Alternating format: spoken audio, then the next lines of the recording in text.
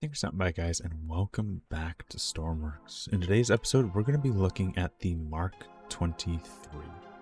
Now, you've probably already seen this if you watched the battle episode I did recently with Vapor, and today we're going to take a bit of an in-depth look at it. I did kind of describe the tank a little bit in that video, but actually kind of digging into it and looking at some of the features that this has. Now, starting on the outside of the tank, there's a few special things. One, you may already notice this little window here. It's here for a reason because just behind it is an armor vest. So, if you are in this tank, you can grab some armor. That's part of the whole messing around with rules and stuff, thinking that armor may be something that is allowed. Going around to the back is where a lot of special stuff it can be seen. You will notice 2 dials here, 2 dials here. Those are for the ammo reloading system. There is a lot of ammo stuffed in the hole just below this plate. And on this side, you have about 100 rounds of the heavy autocannon. On this side, which actually stretches into the hole, you'll see it when we get into the tank, there's about 200 rounds of the light autocannon carrying 20 heavy auto and 100 light auto in the turret back here, as well as the screen. Now, I have had a few people ask about this, so I will bring it up. The reason I always have the screen on the back is because my tanks are designed to work in third person.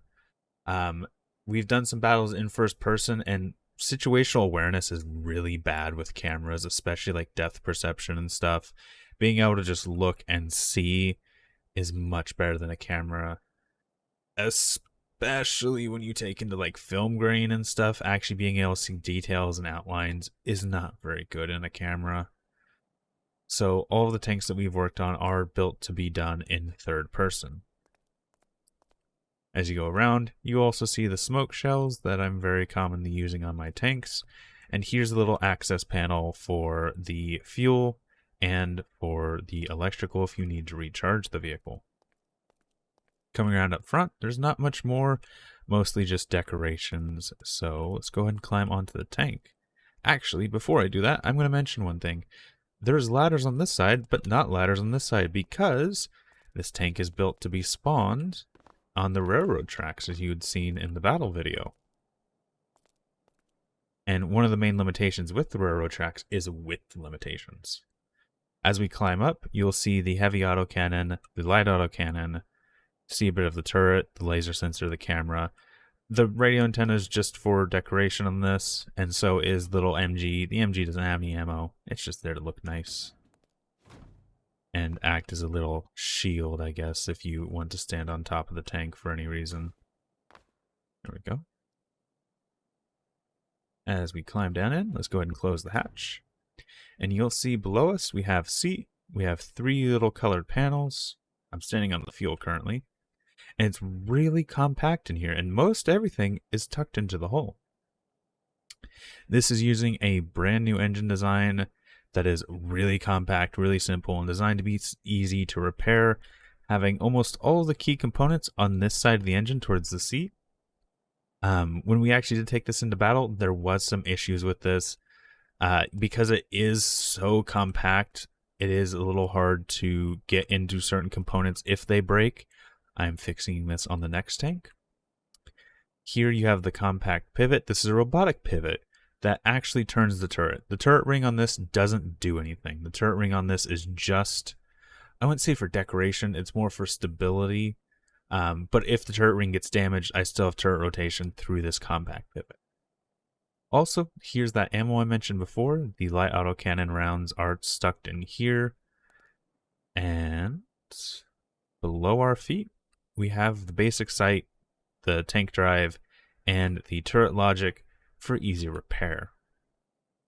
Other than that, you also notice a little hand crank. This can start the engine with 0 electricity running throughout the entire system. Sit in your seat, hold 3, and crank this, and you will turn on the tank. This already has electricity, so it's much faster than if I was doing it full hand crank. Once we get into the tank, I don't actually have the controls shown, but we will kind of go through them real quick. 1, I forget what it does, is actually my MG. 1 is I have that bound to space in my game for the MG. 2 is my lock. One of the little features I love with these tanks is if I press 2, I can go into a sort of creeping mode where the tank is nice and slow. If I turn that off, I can drive around nice and fast. But as soon as I hit 2, I will apply my brakes and I can do small little maneuvers. Great for moving around trees, great for moving through obstacles, and also just creeping up onto a hilltop. If I come over here, I can go ahead and hit 2, and then crest this hill nice and slow, so I can kind of keep my gun on target. As we go on to the next command, 3 is the start button. Hold 3, it'll start the engine. If you just touch it, it'll turn it on and off. So let's get that going again. 4 is my laser pointer. This one has a external laser pointer on it, and it's meant to be visible. The reason it's meant to be visible is, well, so you can see it. Because as in a lot of the battles we've been doing close range, it gets really hard to actually use that sight, that little camera, and just telling where your gun is at a glance is so much nicer. Number 5, smoke shells. These are pretty common, and I think are going to live on button 5 for all of my tanks. So let's go ahead and get out of this so we can see. That also does shoot off chaff, so if you are working with laser or radar guided missiles, the visual and the radar smoke are there. And the fun one for this tank is if you see those dials, if I press 6, the turret will snap into a loading position and that dial will fill. So if we just go ahead and shoot some ammo off, if I press 6, the turret gets refilled from the hull. Now, some of the downsides. I've mentioned before that the engine is very compact, which is nice, but it's also really compact, which makes it hard to weld. So if I'm in here with a welder, it can be hard to grab, say, that generator, or in combat, I actually had, it's actually hard to see because it's under this numeric inverter, a clutch back there. Also, apparently I can get stuck in here too. And I did that in battle a few times. I got over here and I got stuck in this little gap and I couldn't get out. And then that's really it. The compact robotic pivot for the elevation is still damageable. The one in the hole is much safer, much better. And then you have all the equipment, the one first aid kit, fire extinguisher, welder, binoculars, night vision, and a personal defense weapon. The other downside with this, oh, this slow is turning. So this is without the brakes on. Just do. And then with the brakes on in like the creeping gear. Yeah. Which was a major downside because as soon as they got behind me, this tank can't really turn past the 90 degrees. So as soon as they got behind me, I couldn't do anything. There was nothing I could do. The only thing I could do is actually just reverse and use that to point my turret backwards. That is something I am in the process of fixing on my next tank, having a full 360 turret, which this one does not.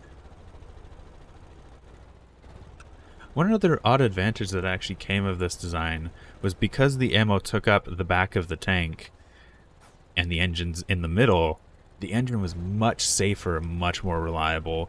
I don't plan on reusing that in the next tank just for size sake. And honestly, that only came up because of how this loading design worked. And yeah, other than that, I'm trying to see if there's any other new and special features that I should mention in this tank that maybe was not on the last one. And I can't really think of anything. So, with that all said, I've kind of shown off everything I can. I'm going to go ahead and end it here.